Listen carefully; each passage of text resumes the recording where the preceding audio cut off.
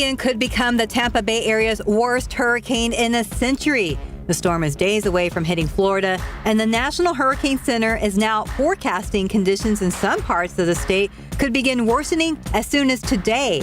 The rapidly intensifying hurricane hit Cuba earlier this morning as a major hurricane after battering the Cayman Islands.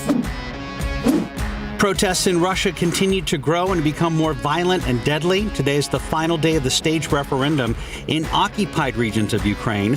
Russia is looking to formally annex several regions throughout Ukraine. Their fears once Russia does that, possibly by the end of the week, Russian President Vladimir Putin could use this as an excuse to escalate attacks. New revelations about 3 top Trump allies are offering a deeper look inside the Trump White House. The Justice Department is asking a judge to make former Trump trade advisor Pete Navarro turn over government documents. They are allegedly from an unofficial email account and include messages involving Trump's then White House Chief of Staff, Mark Meadows. GOP operative Roger Stone says newly released video of him has been manipulated. Documentarians who followed him say the video is from the day before the 2020 presidential election. The January 6th House Select Committee has asked them for the video. The committee will hold its next hearing tomorrow at noon, our time. A rare and controversial state funeral for assassinated former Prime Minister Shinzo Abe taking place in Japan.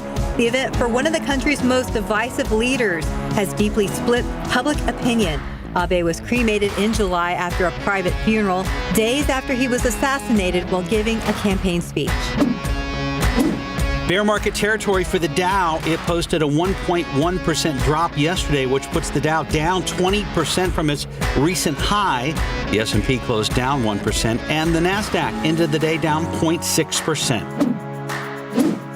The White House wants to make flight tickets more transparent under the proposed rules. Airlines and travel sites would have to disclose upfront any fees charged to sit with your child, to change or cancel your flight, and for checked or carry-on baggage.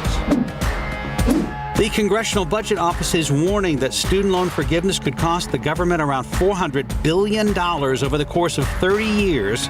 President Biden's plan forgives thousands of dollars in federal student loans for people who earn less than $125,000 a year. The White House is expected to release its own estimate of the student loan plan in the coming weeks.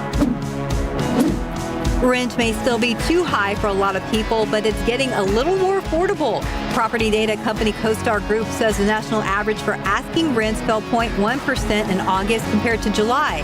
That's the first monthly drop since the end of 2020. That's today's 9 at 9.